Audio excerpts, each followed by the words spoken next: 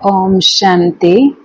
आज 3/6/2026 साकार महावाक्य प्रातः मुरली।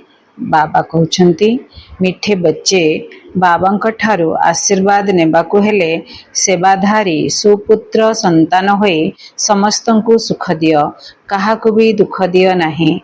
प्रश्न, धर्मराजंकर दंडरू मुक्त हेबा पाई केउ केउ ईश्वरीय नियम गुड़िक उपरे ध्यान देबाकु हेबो। उत्तर, केबे भी ईश्वरंक निकटरे प्रतिज्ञा करी तार अवज्ञा करिबा नाही, काहाकु भी दुख देबा नाही। जदि क्रोध करिबा, काहाकु विरक्त करिबा, तेबे एभली कोनोसी चालीचलन थिबो जहा द्वारा ईश्वरंकर ना बदनाम हेउथिबो, तेबे सेमानंकु बहुत दंड भोगिबाकु पड़िबो। सेथिपाई एभली कोनोसी कर्म करिबार नाही। मायार केते भी तोफान आसु, रोग बेमारी जोर सोर रे आसु, किंतु बुद्धि द्वारा भूल ठीक रो निर्णय करी भूल कर्म रु सर्वदा दूरे ही रहिबाकु हेबो। गीत बजाया बाबा ने, कौन आया मेरे मन के द्वारे, पायल के झनकार लिए। ओम शांति। किए कहिले ओम शांति? बाप एवं दादा अर्थात शिव बाबा एवं ब्रह्मा बाबा। एही निश्चय तो पिलामानंकु निश्चित रूपे थिबो जे आमर पारलौकिक पिता हेले परम पिता परमात्मा शिव बाबा एवं एही ब्रह्मा बाबा हेले सबु संतान मानंकर अलौकिक पिता। एहाकु ही प्रजापिता बोली प्रजापिता ब्रह्मा कहा जाए। प्रजापिता ब्रह्मांक व्यतीत एते संतान आउ कहार अछंती कि? पूर्वरु एते नथिले। जेबेठारु बेहद्र पिता शिव बाबा यांक मध्यरे प्रवेश करिसंती, ये हो गेले दादा अर्थात बड़ भाई। एही दादा निजे कहउचंती जे तुमको पारलौकिक पितांकर संपत्ति मिलुछि। परम पिता हेले शिव बाबा माने आत्मा मानंकर पिता, प्रजापिता हेले ब्रह्मा बाबा अर्थात मनुष्य मानंकर पिता, आम समस्तंकर पिता, आदि देव मनु। तो बाबा कहउचंती तुमको पारलौकिक पितांकर संपत्ति मिलुछि। नाती माने सर्वदा जेजे बापांकर संपत्तिर उत्तराधिकारी होइथांती। एठी संबंध जोड़िबा आमे भगवान को सहित। शिव बाबा हेले हमर जेजे बापा आ ब्रह्मा बाबा हेले हमर बापा, आमे हेले तांकर नाती, शिव बाबांकर नाती। तेणु से हिसाब रे जेजे बापांकर संपत्तिर उत्तराधिकारी आमे नाती माने बनिगले। तो जेमिति हेले भी शिव बाबांकर संतान हिसाब रे आमको भगवानकर संपत्ति मिलिबो ही मिलिबो। तो बाबा कहउचंती ब्रह्मा बाबा आमर अलौकिक पिता आ शिव बाबा हेले आमर आत्मिक पिता, आत्मा मानंकर पिता। सेमानंकर बुद्धि जोग जेजे बापांक सहित रही थाए, काहेकि ना जेजे बापांकर संपत्तिर अधिकार मिली थाए। जेपरि राजा मानंक पाखरे जेउ पिला माने जन्म नै थांती, सेमाने कहंती एहा पूर्वज मानंकर संपत्ति। पूर्वज मानंकर संपत्ति उपरे सेमानंकर अधिकार तो निश्चित रहिछि। तुमे पिला माने जानिछ जे आमे अविनाशी पितांक द्वारा सर्वोच्च संपत्ति स्वर्गर राजत्व प्राप्त करुछु। आमको सेही पिता पाठ पढ़ाउछंती। तुमे एबे सन्मुखरे बसिछ। सन्मुखरे बसिबार निशा बा खुशी मध्य पुरुषार्थर क्रम अनुसार रही थाए। सबु पिला सम्मुखरे थाइकरी मध्य एते निशा चढ़ी पारि नथांती। आउ केते पिला सम्मुखरे पहुंचिबा द्वारा बहुत निशा चढ़ी जाई थाए। काहार काहार हृदय रे तो बहुत स्नेह रही थाए। मु एही साकार माता पितांक द्वारा सर्वोच्च भगवानकर उत्तराधिकारी होईछि। नशा चढ़े मु एही साकार माता पितांक द्वारा ब्रह्मा माँ एवं जगदम्बा माँ द्वारा सर्वोच्च भगवानकर उत्तराधिकारी होईछि। जहाँ भी आमे प्राप्ति करूछे ना, बाबा हमको देछंती ब्रह्मांक द्वारा ही दउछंती। ब्रह्मांक द्वारा देबा जो सी थ्रू ब्रह्मा हे गलारु सी हे गले हमर अलौकिक पिता। शिव बाबा तो भगवान आमर पिता अछंती ही अछंती। तो बाबा कहउचंती सर्वोच्च भगवानकर उत्तराधिकारी मु एई साकार माता पितांक द्वारा हेछि, माने ब्रह्मा माँ एवं सरस्वती माँ। अविनाशी पिता बहुत प्रेममय अटंती। शिव बाबा अविनाशी पिता बहुत प्रेममय अटंती, जे कि हमको राजत्व करिवार योग्य करूछंती। माया तो बिल्कुल ही अयोग्य करि देछि। काली बाबांक सह साक्षात पाई जणे नव आगंतुक आसीथिले। କିନ୍ତୁ ସିଏ କ'ଣ କିଛି ବୁଝୁଥିଲେ କି? ବାବା ବୁଝାଇଥିଲେ ଯେ ଏମାନେ ସମସ୍ତେ ବ୍ରହ୍ମା କୁମାର ଅଟନ୍ତି। ତୁମେ ମଧ୍ୟ ବ୍ରହ୍ମାଙ୍କର ବା ଶିବଙ୍କର ସନ୍ତାନ ଅଟ। ସାରା ଦୁନିଆରେ ଯେତେ ମନୁଷ୍ୟ ଅଛନ୍ତି ସେ ସମସ୍ତେ ଶିବଙ୍କର ଆତ୍ମା ରୂପରେ ଶିବଙ୍କର ସନ୍ତାନ ଏବଂ ମଣିଷ ରୂପରେ ବ୍ରହ୍ମାଙ୍କର ପ୍ରଜାପିତାଙ୍କର ସନ୍ତାନ। ତେଣୁ ସେ କଥା ତାଙ୍କୁ ବୁଝେଇଲେ। ସେ କହିଲେ ତାହା ତ ନିଶ୍ଚିତ କଥା। ସେ ଖାଲି କହିଦେଲେ, ଏକଥା କେବଳ ଶୁଣିବା ପାଇଁ କହିଦେଲେ, କିନ୍ତୁ ମନରେ ବିଶ୍ୱାସ ନଥିଲା। ତେଣୁ ହୃଦୟସ୍ପର୍ଶୀ ହେଲା ନାହିଁ ଯେ ସତରେ ମୁଁ ତାଙ୍କର ସନ୍ତାନ। ଇଏ ବ୍ରହ୍ମା ମଧ୍ୟ ତାଙ୍କର ସନ୍ତାନ, ଯିଏକି ବାବାଙ୍କ ଠାରୁ ସମ୍ପତ୍ତି ନେଉଛନ୍ତି। ସେହିଭଳି ଏଠାରେ ମଧ୍ୟ କେତେକ ସନ୍ତାନ ଅଛନ୍ତି ଯେଉଁମାନେ ବୁଦ୍ଧିରେ ବହୁତ କମ୍ ବିଶ୍ୱାସ ରହିଛି। ବ୍ରହ୍ମା ବାବାଙ୍କଠାରୁ ସନ୍ତାନ ନେଉଛନ୍ତି, ସମ୍ପତ୍ତି ନେଉଛନ୍ତି। ଆମେ ସମସ୍ତେ ମଧ୍ୟ ସେ ବାବାଙ୍କ ଠାରୁ ସମ୍ପତ୍ତି ନେଉଛେ। କିନ୍ତୁ ଏଠାରେ କେତେ ସନ୍ତାନ ବାବାଙ୍କର ଏମିତି ଅଛନ୍ତି ଯେଉଁମାନେ ବୁଦ୍ଧିରେ ବହୁତ କମ୍ ବିଶ୍ୱାସ ରହିଛି। ସେମାନଙ୍କ ପାଖରେ ସେଭଳି ଖୁସି, ସେହିଭଳି ଆତ୍ମିକ ଭାବ ଦେଖାଯାଉ ନାହିଁ। ନଚେତ୍ ମନ ଭିତରେ ବହୁତ ଖୁସିର ପାରଦ ଚଢ଼ି ରହିବା ଉଚିତ। ତାହା ଚେହେରାରେ ମଧ୍ୟ ଦେଖାଯାଇଥାଏ। ଏବେ ଆତ୍ମାରୂପୀ ସଜନୀମାନଙ୍କର ଜ୍ଞାନର ଶୃଙ୍ଗାର ହେଉଛି। ତୁମେ ଜାଣିଛ ଆମେ ସାଜନ ଶିବ ବାବାଙ୍କର ସଜନୀ ଅଟୁ। ଆମେ ବାବାଙ୍କ ସହିତ ସମ୍ବନ୍ଧ ଯୋଡ଼ିବା, ସେ ହେଲେ ଆମର ସାଜନ ଆଉ ଆମେ ହେଲୁ ତାଙ୍କର ସଜନୀ। ଗୋଟିଏ କାହାଣୀ ଅଛି। ଗୋଟିଏ କୃଷକ ଝିଅର କାହାଣୀ ରହିଛି। ଜଣେ ରାଜା କୃଷକର ଝିଅକୁ ନେଇ ଆସିଲେ ବିବାହ କରିକି, କିନ୍ତୁ ତାଙ୍କୁ ରାଜା ଘରେ ଖୁସି ଲାଗି ନଥିଲା। ତେଣୁ ସେ ଝିଅକୁ ପୁନର୍ବାର ତାର ଗ୍ରାମରେ ଛାଡ଼ି ଦେଇ ଆସିଲେ। ଜଣେ ରାଜାଙ୍କର ଗୋଟେ ସାଧାରଣ କୃଷକର ଝିଅ ପ୍ରତି ପ୍ରେମ ହେଇଗଲା। ସେ ତାଙ୍କୁ ବିବାହ କରିକି ନେଇ ଆସିଲେ, କିନ୍ତୁ ସେ ଝିଅ ସବୁବେଳେ ତା ନିଜର ସେଇ ସାଧାରଣତାକୁ ମନେ ପକେଇଲେ। ସେଇ ଗାଁର ସବୁ ଜିନିଷକୁ ସେ ମନେ ପକେଇଲେ। ଏଠି ରାଜଉଆସରେ ଏତେ ବଡ଼ ଲୋକ ହେଇଗଲେ, ରାଜଉଆସରେ ରହିଛନ୍ତି, ଏଠିକାର ସୁଖ ତାଙ୍କୁ ଏତେ ଭଲ ଲାଗିଲାନି, ଆକର୍ଷଣ ଲାଗିଲାନି। ତେଣୁ ରାଜା କ'ଣ କଲେ, ବାପସ ତାଙ୍କୁ ନେଇକି ତାଙ୍କ ଗ୍ରାମରେ ଛାଡ଼ି ଦେଇକି ଆସିଲେ। କ'ଣ ଆର ଅର୍ଥ ବାବା ବୁଝାଉଛନ୍ତି, କାହାଣୀର ଅର୍ଥ କ'ଣ? ରାଜା କହିଲେ ତୁମେ ରାଜା ଘରେ ରହିବା ଯୋଗ୍ୟ ନୁହଁ। ତ ଏଠାରେ ମଧ୍ୟ ଆମେ ବହୁତ ସାଧାରଣ ହେଇଯାଇଥିଲେ, କଳିଯୁଗରେ ବୁଲୁଥିଲେ, ଶୂଦ୍ର ହେଇଯାଇଥିଲେ। କିନ୍ତୁ ବାବା ଆଣିକି ଆମକୁ ଯୋଗ୍ୟ ବନାଉଛନ୍ତି, ବ୍ରାହ୍ମଣ ବନାଉଛନ୍ତି। ପୁଣି ବ୍ରାହ୍ମଣରୁ ଆମେ ଫରିସ୍ତା ବନେଇବା, ଫରିସ୍ତାରୁ ପୁଣି ଦେବତା ବନିବା। ଏସବୁ କଥା ନିଶା ମଧ୍ୟ ଚଢ଼ୁନି। ଆଉ ସ୍ୱୟଂ ଭଗବାନ ଆମକୁ ପଢ଼ଉଛନ୍ତି। ସ୍ୱୟଂ ଭଗବାନ ଆମର ବାପା, ଆଉ ସ୍ୱୟଂ ଭଗବାନ ଆମର ଟିଚର, ସଦ୍ଗୁରୁ। ଏକଥା ମଧ୍ୟ ହୃଦୟଙ୍ଗମ ଯଦି ହଉନି, ତାହେଲେ ସେଇ ଆତ୍ମା ମାନେ ବାପସ କଳିଯୁଗରେ ଚାଲିଯିବେ। ତ ସେ କଥା ବାବା କହୁଛନ୍ତି, ଯୋଗ୍ୟତା ଧୀରେ ଧୀରେ ବଢ଼ାଇବାକୁ ପଡ଼ିବ, ନା କି ଘଟେଇବାକୁ ପଡ଼ିବ। ଏଠାରେ ମଧ୍ୟ ବାବା ତୁମର ଶୃଙ୍ଗାର କରୁଛନ୍ତି, ଯାହାଦ୍ୱାରା ତୁମେ ଭବିଷ୍ୟତରେ ମହାରାଣୀ ହେବ। ଶ୍ରୀକୃଷ୍ଣଙ୍କ ପାଇଁ ମଧ୍ୟ କହୁଛନ୍ତି ଯେ କନ୍ୟାମାନଙ୍କୁ ଚୋରାଇ ଆଣିଥିଲେ, ପାଟରାଣୀ କରିବା ପାଇଁ ଆଣିଥିଲେ, କିନ୍ତୁ କିଛି ବି ବୁଝୁନାହାନ୍ତି। କାରଣ ଏଠାରେ ସମସ୍ତେ ହେଲେ ଧର୍ମଭ୍ରଷ୍ଟ। ଭାବୁଛନ୍ତି ଦୁନିଆ ତ ଏହିଭଳି ଚାଲି ଆସିଛି, ଭାବୁଛନ୍ତି ଆଗରୁ ଏଇଭଳିଆ ଧର୍ମଭ୍ରଷ୍ଟ ଥିଲା ଦୁନିଆ। ଏହା ସ୍ୱାଭାବିକ। ବହୁତ ଅଛନ୍ତି ଯେଉଁମାନେ ମନ୍ଦିର ଅଥବା ଧର୍ମସ୍ଥାନ ମାନଙ୍କୁ ଯାଆନ୍ତି ନାହିଁ, ନା ଶାସ୍ତ୍ର ଆଦିକୁ ମାନିଥାନ୍ତି। ସରକାର ମଧ୍ୟ ଧର୍ମକୁ ମାନୁନାହାନ୍ତି। ଭାରତ କେଉଁ ଧର୍ମରେ ଥିଲା, ଏବେ କେଉଁ ଧର୍ମରେ ଅଛି, ବିଲକୁଲ କେହି ଜାଣିନାହାନ୍ତି। ଏବେ ତୁମେ ପିଲାମାନେ ଦୈବୀ କୁଳର ଅଟ। ଯେପରି ସେମାନେ ଖ୍ରୀଷ୍ଟିଆନ କୁଳର ଅଟନ୍ତି, ସେହିପରି ତୁମେ ବ୍ରାହ୍ମଣ କୁଳର ଅଟ। ବାବା କହୁଛନ୍ତି ପ୍ରଥମେ ପିଲାମାନଙ୍କୁ ପତିତ ଶୂଦ୍ରରୁ ବ୍ରାହ୍ମଣ କରୁଛି। ପବିତ୍ର ହେବା କ୍ଷଣି ତୁମେ 21 ଜନ୍ମ ପାଇଁ ଦୈବୀ ସମ୍ପ୍ରଦାୟର ହୋଇଯିବ, ଦୈବୀ କୁଳକୁ ଚାଲିଯିବ। ପୂର୍ବରୁ ଆସୁରୀ କୁଳରେ ଥିଲ, ଆସୁରୀ କୁଳରୁ ଏବେ ତୁମେ ଈଶ୍ୱରୀୟ କୁଳକୁ ଆସିଛ। ଗୋଟିଏ ପିତାର ସନ୍ତାନ ଭାଇ ଭଉଣୀ ଅଟ। ଏହା ମଧ୍ୟ ଆଶ୍ଚର୍ଯ୍ୟ ଅଟେ। ତୁମେ ସମସ୍ତେ କହୁଛ ଆମେ ବ୍ରାହ୍ମଣ କୁଳରୁ ଅଟୁ, ଆମକୁ ତ ଶ୍ରୀମତ ପାଳନ କରିବାର ଅଛି, ସମସ୍ତଙ୍କୁ ସୁଖ ଦେବାର ଅଛି। ତ ପ୍ରଥମେ ଆମେ ଆସୁରୀ କୁଳରେ ଥିଲେ, ବର୍ତ୍ତମାନ ଆମେ ଈଶ୍ୱରୀୟ କୁଳରେ ଆସିଲେ, ତାପରେ ଆମେ ସତ୍ୟ ଯୁଗରେ ଦୈବୀ କୁଳରେ ଯିବା। ଏଇଟା ହେଲା ଷ୍ଟେପ୍ ବାଇ ଷ୍ଟେପ୍ ଆମର ଉପରକୁ ଉନ୍ନତି ହେବ। ଆମକୁ ତ ଶ୍ରୀମତ ପାଳନ କରିବାର ଅଛି, ସମସ୍ତଙ୍କୁ ସୁଖ ଦେବାର ଅଛି, ରାସ୍ତା ଦେଖାଇବାର ଅଛି। ଦୁନିଆରେ କେହି ବି ନାହାନ୍ତି ଯିଏ କି କହିପାରିବ ଯେ ବେହଦ ପିତାଙ୍କ ଠାରୁ ବେହଦର ସମ୍ପତ୍ତି କିପରି ନିଆଯାଇଥାଏ। ତୁମକୁ ବେହଦର ପିତା ମିଳିଛନ୍ତି, ତୁମେମାନେ ହିଁ ତାଙ୍କର ସନ୍ତାନ ହୋଇଛ। ତୁମେ ବୁଦ୍ଧି ଦ୍ୱାରା ଜାଣୁଛ ଯେ କଳ୍ପ ପୂର୍ବରୁ ଯେଉଁମାନେ ବାବାଙ୍କ ଠାରୁ ସମ୍ପତ୍ତି ନେଇଥିବେ ସେଇମାନେ ହିଁ ଆସି ନେବେ। ଯଦି ଟିକିଏ ବି ଜ୍ଞାନ ବୁଦ୍ଧିର ଥିବ, ତେବେ କେବେ ନା କେବେ ଆସି ପହଞ୍ଚି ଯିବେ। ଆସିବେ ତ କିଛି ନା କିଛି ନେବା ପାଇଁ ନା। ତୁମେ ମଧ୍ୟ କ୍ରମ ଅନୁସାରେ ଜାଣିଛ, ଆଜି ପବିତ୍ର ହେବା ପାଇଁ ଆସିଛନ୍ତି, କାଲି ପୁଣି ପତିତ ହେଇଯାଉଛନ୍ତି। ଖରାପ ସଙ୍ଗରେ ଆସି ଭୁଲି ଯାଉଛନ୍ତି ଯେ ବାବାଙ୍କର ହେବା ପରେ ପୁଣି ଯଦି ବାବାଙ୍କୁ ଛାଡ଼ିଦେଲୁ ତେବେ ବହୁତ ପାପାତ୍ମା ହୋଇଯିବ। ବହୁତ ପିଲା ଏଭଳିଆ କରୁଛନ୍ତି, ପାପାତ୍ମା ବନି ଯାଇଛନ୍ତି। ଆସିଲେ ପୁଣ୍ୟ ଆତ୍ମା ବନିବା ପାଇଁ, ବ୍ରାହ୍ମଣ ଆତ୍ମା ବନିବା ପାଇଁ, କିଛି ଦିନ ପରେ ପୁଣି ବାପସ ନରକକୁ ଚାଲିଗଲେ, ଶୂଦ୍ର ବନିଗଲେ, ପାପାତ୍ମା ହେଇଗଲେ।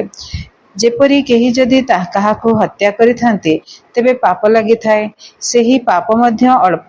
କିନ୍ତୁ ଏଠାରେ ଯେଉଁମାନେ ବାବାଙ୍କର ହେବା ପରେ ପୁଣି ଛାଡ଼ପତ୍ର ଦେଇ ଦେଉଛନ୍ତି, ପ୍ରତିଜ୍ଞା କରି ପୁଣି ବିକାରୀ ହେଇଯାଉଛନ୍ତି, ତେବେ ତାଙ୍କୁ ବହୁତ ପାପ ଲାଗିଯାଉଛି। ଅଜ୍ଞାନ ସମୟରେ ଏତେ ପାପ ଲାଗିନଥାଏ ଯେତେ ଜ୍ଞାନରେ ଆସିବା ପରେ ଲାଗିଥାଏ। ଅଜ୍ଞାନୀ ସମୟରେ ତ ମନୁଷ୍ୟମାନଙ୍କ ଭିତରେ କ୍ରୋଧ ସ୍ୱାଭାବିକ ଭାବରେ ଥାଏ। ଏଠାରେ ଯଦି ତୁମେ କାହା ଉପରେ କ୍ରୋଧ କଲ ତେବେ ଦଣ୍ଡ 100 ଗୁଣ ହୋଇଯାଇଥାଏ। ବାବା ଆମକୁ ପାଠ ପଢ଼ାଉଛନ୍ତି, ସ୍ୱୟଂ ଭଗବାନ ବହୁତ ଜ୍ଞାନ ଦଉଛନ୍ତି। ସୃଷ୍ଟିର ଆଦି ମଧ୍ୟ ଅନ୍ତର ଜ୍ଞାନ ଦଉଛନ୍ତି, 84 ଜନ୍ମର ଜ୍ଞାନ ଦେଉଛନ୍ତି, 3 ଲୋକର ଜ୍ଞାନ ଦଉଛନ୍ତି, 3 କାଳର ଜ୍ଞାନ ଦଉଛନ୍ତି, ପରମଧାମର ଜ୍ଞାନ ଦଉଛନ୍ତି, ଫରିସ୍ତା ଲୋକର ଜ୍ଞାନ ଦଉଛନ୍ତି। ବହୁତ ଜ୍ଞାନ ଭଗବାନ ଆମକୁ ଦଉଛନ୍ତି। ଆତ୍ମାର ଜ୍ଞାନ ଦଉଛନ୍ତି, ପରମାତ୍ମାର ଜ୍ଞାନ ଦଉଛନ୍ତି। ତେଣୁ ଏତେ ଜ୍ଞାନ ଶୁଣିଲା ପରେ ଆଉ କର୍ମର ପରିଣାମ ତା ବିଷୟରେ ମଧ୍ୟ ଜ୍ଞାନ ଦଉଛନ୍ତି। ଏତେ ପାଠ ପଢି ସାରିଲା ପରେ ଯଦି କିଏ ପୁଣି ପାପ କର୍ମ କଲା, ବାବା କହୁଛନ୍ତି ତେବେ ତାକୁ 100 ଗୁଣ ଦଣ୍ଡ ପଡିବ। ଅଜ୍ଞାନ କାଳରେ କମ ପାପ, ଯଦି କିଏ ହତ୍ୟା ମଧ୍ୟ କରିଦେଇଛି ତଥାପି କମ ପାପ। କିନ୍ତୁ ଏଠାରେ ଆସିକି ଯାହା ବି କର୍ମ କରୁଛେ, ଯଦି ସେଟା ଦୁଷ୍କର୍ମ ଅଛି, ସେ ଯଦି ପାପ କର୍ମ ଅଛି, ତାହେଲେ ତାର 100 ଗୁଣ ଦଣ୍ଡ ଭୋଗିବାକୁ ମିଳିବ। ଜ୍ଞାନୀ ହେଇକରି ପାପ କର୍ମ କରିବା ବହୁତ ବଡ଼ ଭୁଲ ହେଇଯିବ। ସେ ଆତ୍ମାର ଅଧୋଗତି ହେଇଯିବ, ବିଲକୁଲ ଅଧୋଗତି ପ୍ରାପ୍ତ କରିଥାନ୍ତି। କାହିଁକି ନା ଈଶ୍ୱରଙ୍କର ଆଦେଶ ମାନୁନାହାନ୍ତି। ଧର୍ମରାଜଙ୍କର ନିର୍ଦ୍ଦେଶ ମିଳିଛି ପବିତ୍ର ହେବାକୁ ପଡ଼ିବ।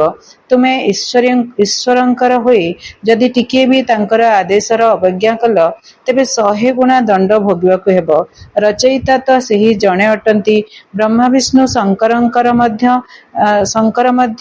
ତାଙ୍କର ରଚନା ଅଟନ୍ତି। ଧର୍ମରାଜ ମଧ୍ୟ ତାଙ୍କର ରଚନା ଅଟନ୍ତି। ବାବା କହୁଛନ୍ତି ଧର୍ମରାଜଙ୍କର ରୂପକୁ ମଧ୍ୟ ବାବା ସାକ୍ଷାତକାର କରାଇଥାନ୍ତି। ପୁଣି ସେହି ସମୟରେ ପ୍ରତ୍ୟକ୍ଷ ରୂପେ ଦେଖାଯାଇଥାନ୍ତି ଯେ ଦେଖ, ତୁମେ ପ୍ରତିଜ୍ଞା କରିଥିଲ ମୁଁ କ୍ରୋଧ କରିବି ନାହିଁ, କାହାକୁ ଦୁଃଖ ଦେବି ନାହିଁ, ପୁଣି ବି ତୁମେ ଅମକକୁ ଦୁଃଖ ଦେଇଛ, ବିରକ୍ତ କରିଛ, ଏବେ ଦଣ୍ଡ ଭୋଗ କର। ସାକ୍ଷାତକାର ବିନା କାହାକୁ ଦଣ୍ଡ ଦିଆଯାଏ ନାହିଁ। ବାବା ପ୍ରୁଫ ଦେଖେଇବେ, ଦେଖ ତୁମେ ଏଟା କରିଛ, ଦେଖେଇବେ, ପୁରା ପିକ୍ଚର ସିନ୍ ଦେଖେଇବେ, ମୁଭି ଦେଖେଇବେ, ଦେଖେଇକିରି ତାପରେ ଦଣ୍ଡ ଦେବେ। କିଏ ଦଣ୍ଡ ଦେବେ? ବାବା ଶାନ୍ତିର ସାଗର, ସ୍ନେହର ସାଗର, ମଧୁରତାର ସାଗର, ଶୀତଳତାର ସାଗର। ବାବା ଦଣ୍ଡ ଦେବେନି, ତାଙ୍କ ତରଫରୁ ଧର୍ମରାଜ ଦଣ୍ଡ ଦେବେ। ସେ ସମୟରେ ଆଉ କ୍ଷମା ମିଳିପାରିବ ନାହିଁ। ବର୍ତ୍ତମାନ ବାବା ସ୍ନେହର ସାଗର ଆମକୁ କ୍ଷମା କରିଦଉଛନ୍ତି, କ୍ଷମାର ସାଗର ଆମକୁ କ୍ଷମା କରିଦଉଛନ୍ତି, ଆଗକୁ ବଢିବା ପାଇଁ ଚାନ୍ସ ଦଉଛନ୍ତି। କିନ୍ତୁ ସେତେବେଳେ ଆଉ ଭଗବାନ ମଧ୍ୟ କ୍ଷମା କରିପାରିବେନି, କାରଣ ସମସ୍ତଙ୍କୁ ପବିତ୍ର ବନେଇକିରି ସେ ପରମଧାମକୁ ସବୁ ଆତ୍ମା ମାନଙ୍କୁ ନେଇକି ଯିବେ। ତେଣୁକରି ସେ ଆଉ କାହାକୁ କ୍ଷମା କରିପାରିବେନି। ସମସ୍ତଙ୍କୁ ଦଣ୍ଡ ମିଳିବ, କର୍ମର ପରିଣାମ ଭୋଗ କରିବାକୁ ପଡ଼ିବ। ଆଉ ତାପରେ ପରମଧାମ ଯିବେ। ପବିତ୍ର ହେଲେ ସିନା, ଦଣ୍ଡ ଭୋଗ କଲା ପରେ ସେ ପବିତ୍ର ହବ ଆତ୍ମା, ତାର କର୍ମର ଫଳ ସେ ଭୋଗିଲା ପରେ ତାପରେ ସେ ପରମଧାମରେ ନେଇକି ଯିବେ। ତାପରେ ସମୟ ଅନୁସାରେ, ତାର କର୍ମ ଅନୁସାରେ ସେ କେତେ କରିଛନ୍ତି, ପୁରୁଷାର୍ଥ କରିଛନ୍ତି, ତାର ପ୍ରାରବ୍ଧ ଅନୁସାରେ ସେ ସତ୍ୟ ଯୁଗରେ ଅବତରିତ ହେବେ। ତ ବାବା କହୁଛନ୍ତି ପ୍ରମାଣ ତ ଦରକାର ନା। ସିଏ ମଧ୍ୟ ଜାଣିପାରନ୍ତି ଯେ ନିଶ୍ଚିତ ଭାବରେ ମୁଁ ବାବାଙ୍କୁ ଛାଡ଼ି ଏହିଭଳି କର୍ମ କରିଛି। ବଦନାମୀ କରାଇବା ଦ୍ୱାରା ବହୁତଙ୍କ ଉପରେ ବିପଦ ଆସିଯାଇଥାଏ। ଏଠିକି ଆସୁଥିବା ବ୍ୟକ୍ତିମାନେ ଯଦି ବାବାଙ୍କୁ ଛାଡ଼ି ଦେଇକି ବାପସ ଶୂଦ୍ର ହେଇଯାଆନ୍ତି, ଆଉ ପୁଣି ବହୁତ ବଦନାମୀ କରାନ୍ତି ଯେ ନୁହନ୍ତି, ଭୁଲ କଥା ସବୁ ପାଠ ପଢ଼ା ହେଉଛି, ଏଭଳି ବହୁତ ଯେତେବେଳେ କରନ୍ତି, ସେତେବେଳେ ଏଠିକି ଆସୁଥିବା ଅନ୍ୟ ବ୍ୟକ୍ତିମାନଙ୍କ ଉପରେ, ଖାସ କରି ମା ମାନଙ୍କ ଉପରେ, कन्या मानक उपरे बहुत विपद आसी जाय थाए। केते माता मानक पई बंधन आसी जाय थाए। जणे व्यक्ति भूल कला अनेक माता मानक उपरे बंधन आसी जाय थाए। तांको घर लोक कहंती सेठिके जाओनी असुविधा अछि। समस्त दंड बदनाम कराइथिबा आत्मा उपर को आसी जाय थाए। तो सबु दंड किए भोगिबो जो आत्मा बदनाम करैछि अन्य माता मानक पई बंधन आनिछि ता उपरे सबु दंड ताकू ही सब दंड भोगिବାକୁ पड़िबो। आत्मा ऊपर को आसी जाए सेथिपाई बाबा कहउछंती अधिक पापात्मा देखिबार अछि तो तेबे एहिठारे ही देख। तो अधिक पापात्मा देखिबार अछि तो एहिठारे ही देख।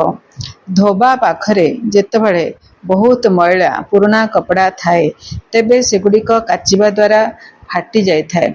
सेहीपरि एठारे मध्य श्रीमत को पालन करि न पारिले चाली जाई थांती फाटी जाय थाए। कपड़ा जेंती फाटी जाए सेमती से आत्मा मध्य फाटी जाए माने चली जाए। एठिक आ आसेनी बाबांक घर को आसेनी कि आ पाठ पढ़िबा कंटिन्यू करेनी। ईश्वरंक कोल को आसी जदि सीधा सड़क तांकर अवज्ञा कल तेबे दंड भोग करबाकू पड़िबो। बाबा एबे गोटे ईश्वरीय परिवार गोटे नियम विषय बाबा कहउछंती। से नियम हैला जो मुख्य ब्राह्मणी ब्राह्मण आत्मा मानकु मधुबन को नहीं आसुछंती अर्थात माउंट आबू को नहीं आसुछंती तांको उपरे बहुत बड़ गुरुदायित्व अच्छी जिम्मेवारी अच्छी। जणे भी जदि हाथ छाड़देला बिकारी हे गला तेबे तार पाप साथी रे आनिथिबा ब्राह्मणी को ऊपर को आसीजिवो। एभली काहाकु भी इंद्र सभा अर्थात बाप दादांकर मिलनर सभा को आनिबा उचित नुहे।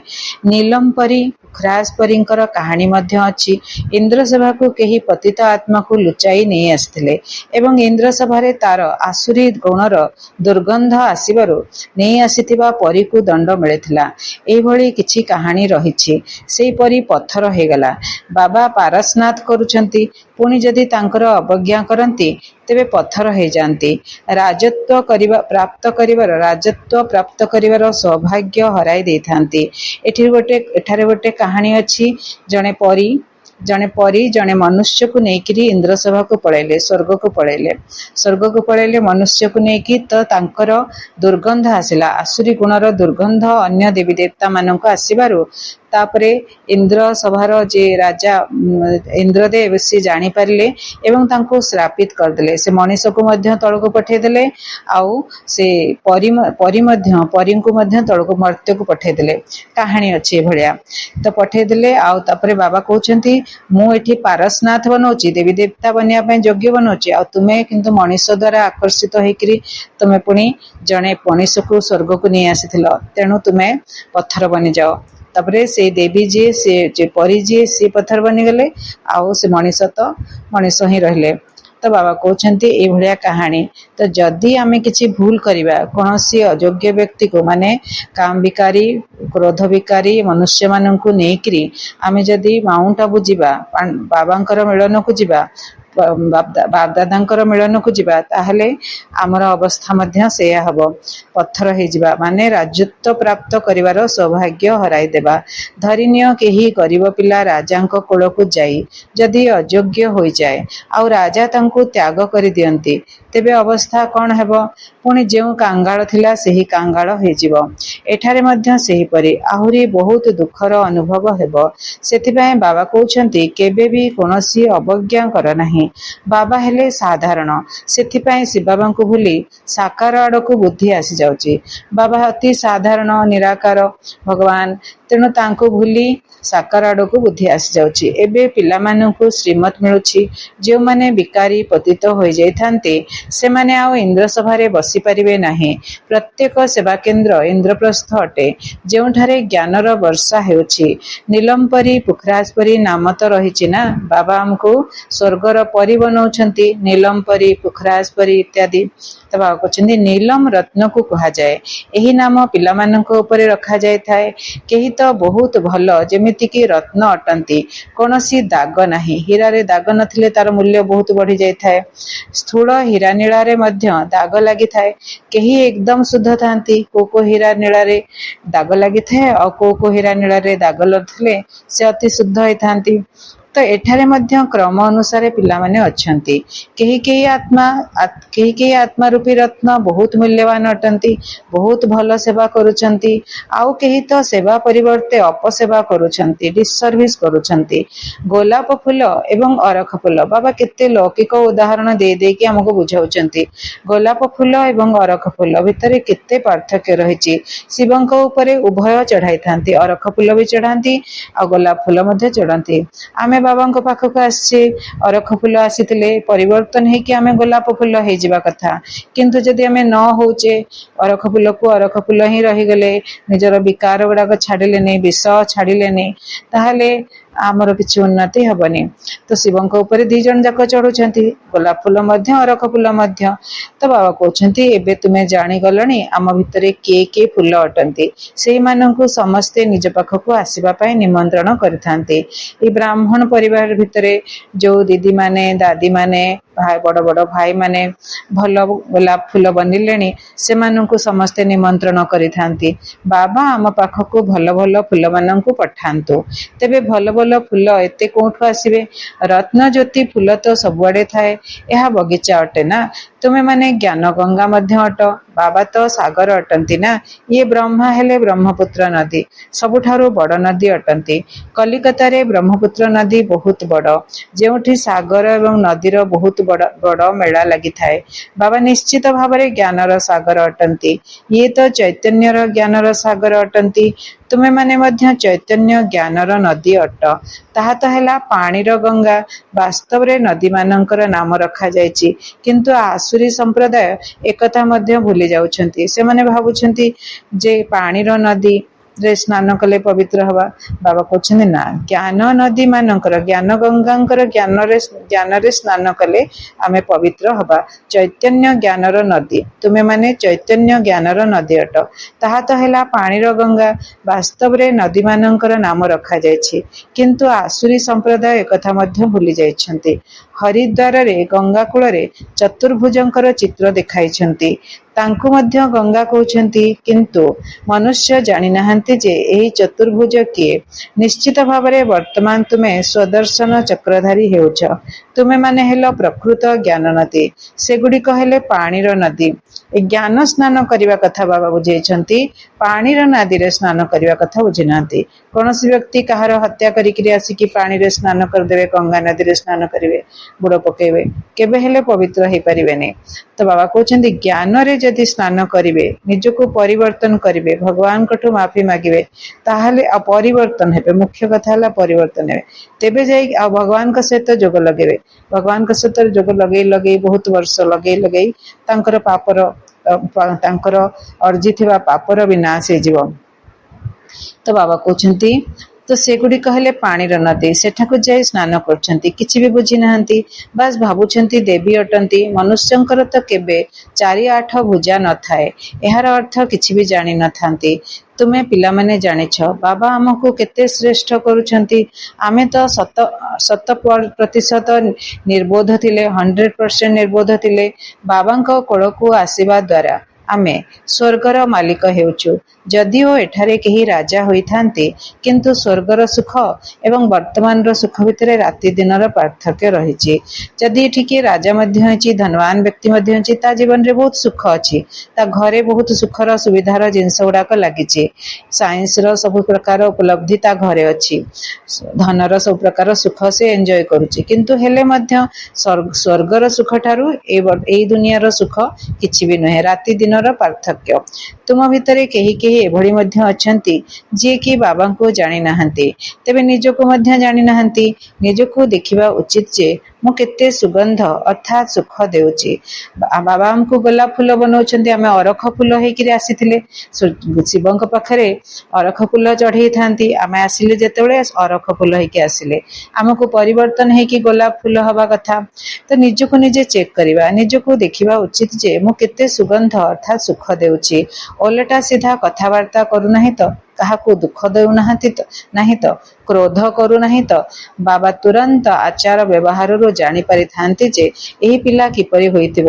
ସେବାଧାରୀ ସନ୍ତାନମାନେ ବାବାଙ୍କର ବହୁତ ପ୍ରିୟ ହୋଇଥାନ୍ତି। ସମସ୍ତେ ତ ଏକାଭଳି ପ୍ରିୟ ହୋଇପାରିବେ ନାହିଁ। ଏଭଳି ପିଲାମାନଙ୍କ ପାଇଁ ମନ ଭିତରୁ ଆପେ ଆପେ ଆଶୀର୍ବାଦ ବାହାରିଥାଏ। ଯଦି କୌଣସି ଲୌକିକ ପିତାଙ୍କର ଅବଜ୍ଞାକାରୀ ସନ୍ତାନ ଥାଆନ୍ତି ତେବେ ପିତା କହିଥାନ୍ତି ଏଭଳି ସନ୍ତାନ ନଥିଲେ ଭଲ ହୋଇଥାନ୍ତା। କେତେ ନାମ ବଦନାମ କରୁଛନ୍ତି। ଏହାକୁ କୁହାଯାଏ ଭାଗ୍ୟ। କାହା ଭାଗ୍ୟରେ କ'ଣ ଅଛି ତୁରନ୍ତ ଜଣା ପଡ଼ିଯାଇଥାଏ।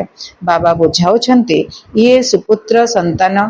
ବାବା ବୁଝାଉଛନ୍ତି ଇଏ ସୁପୁତ୍ର ସନ୍ତାନ, ସେ କୁପୁତ୍ର ସନ୍ତାନ।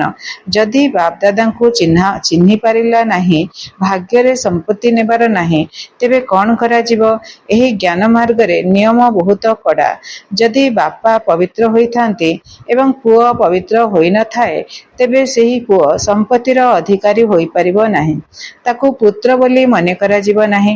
ଶିବବାବା ପରମ ପବିତ୍ର ଆଉ ଆମେ ତାଙ୍କର ସନ୍ତାନ ହିସାବରେ ଯଦି ଆମେ ପବିତ୍ର ହେଲେନି ତାହେଲେ ବାବା ଆମକୁ ପୁତ୍ର ବୋଲି ସ୍ୱୀକାର କରିବେ ନାହିଁ। ତ ବାବା କହୁଛନ୍ତି ସ୍ୱୀକାର କରିବେନି, ତାଙ୍କୁ ପୁତ୍ର ବୋଲି ମନେ କରାଯିବ ନାହିଁ। ପୁଣି କହିବେ ମୁଁ ତ ଶିବବାବାଙ୍କୁ ନିଜର ଉତ୍ତରାଧିକାରୀ କରିବି। ବାବା 21 ଜନ୍ମ ପାଇଁ ମୋତେ ତାର ପ୍ରତିଦାନ ଦେବେ।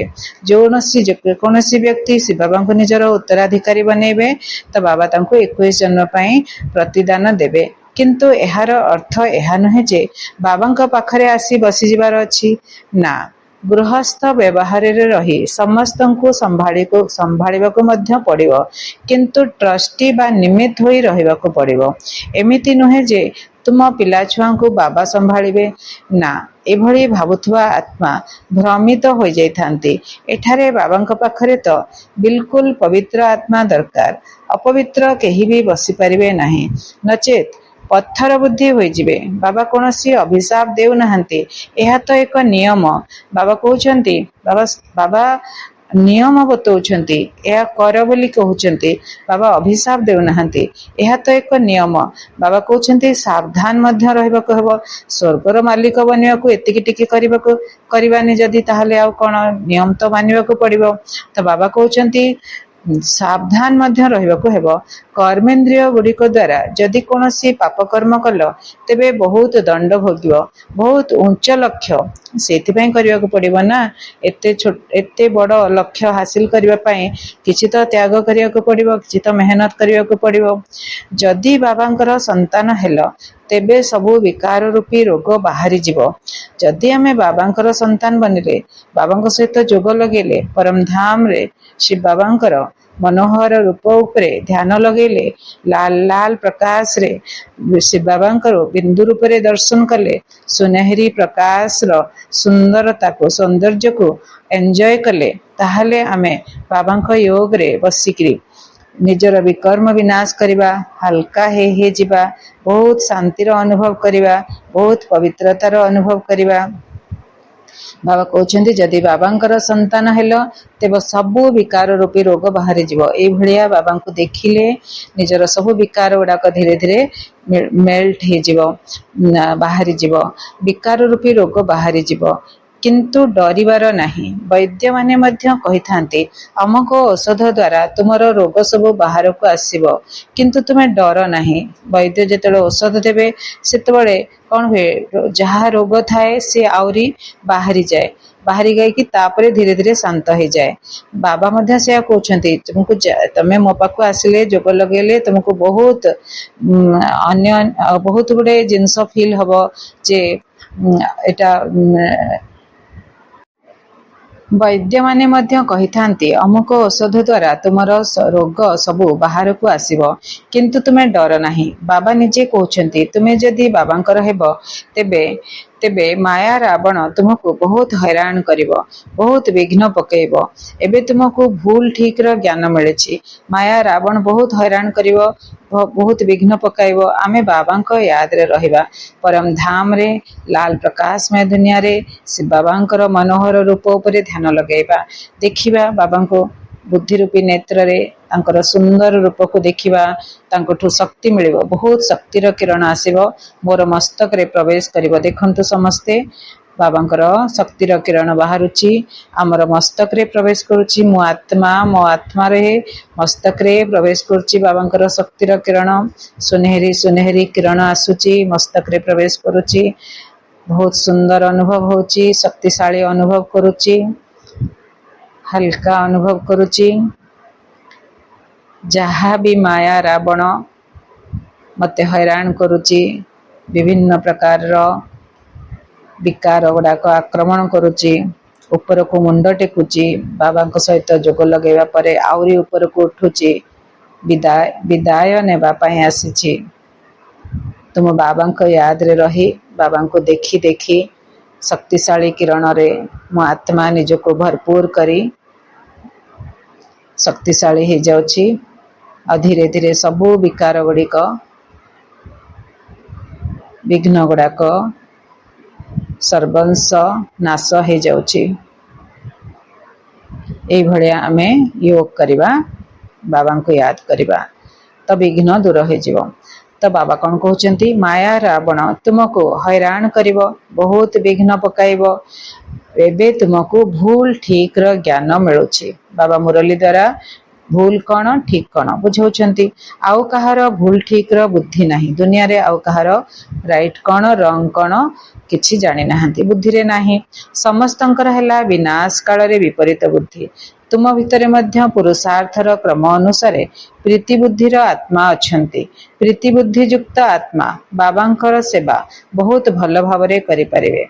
अच्छा मीठा मीठा शिकिलधे संतान मानक प्रति माता पिता बाप दादांकर मधुर स्नेह संपन्न शुभेच्छा एवं सुप्रभात आत्मिक पितांकर आत्मिक संतान मानक नमस्ते आमे आत्मिक संतान मानकर आत्मिक पितांक प्रति बहुत बहुत याद प्यार एवं नमस्ते शुक्रिया मेरे बाबा बहुत बहुत शुक्रिया।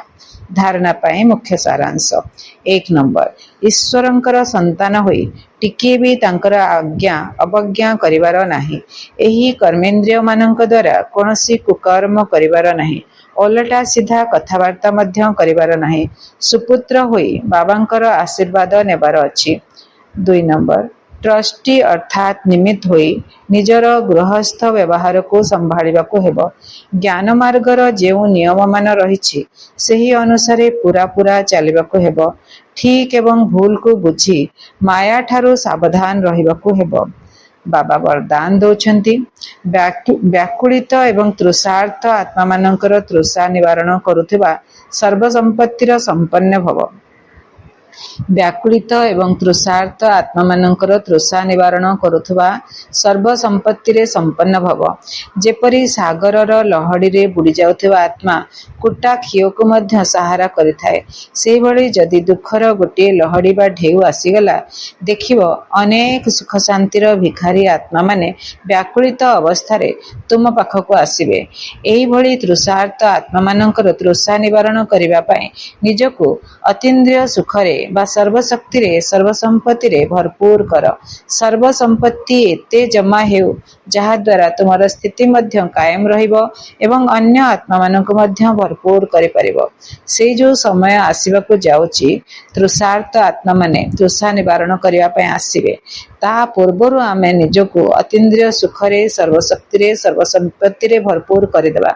सर्वसंपत्ति एते जमा करिबा जहा द्वारा स्थिति आमर स्थिति तांकु देखिकी हलचल हबने एवं अन्य आत्मा मानक आमे भरपूर करि पारुथिबा एई भलिया निजको बनै देबार अछि। बाबा गोटे स्लोगान कहउचंती जदि कल्याणर भावना रखी शिक्षा देव तेबे शिक्षा गुड़िक हृदय स्पर्शी हेब जदि कल्याणर भावना रखी शिक्षा देव तेबे शिक्षा गुड़िक हृदय स्पर्शी हेब ये अव्यक्ति सारे हैं सर्वदा हर्षित रहबा पाए निजर स्वभाव को सरल कर एवं सहनशील हुआ सर्वदा हर्षित रहबा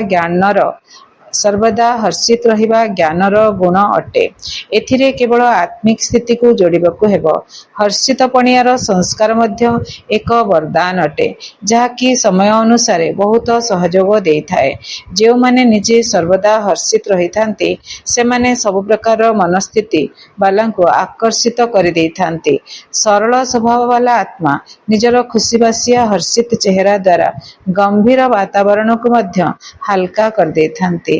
अच्छा ओम शांति।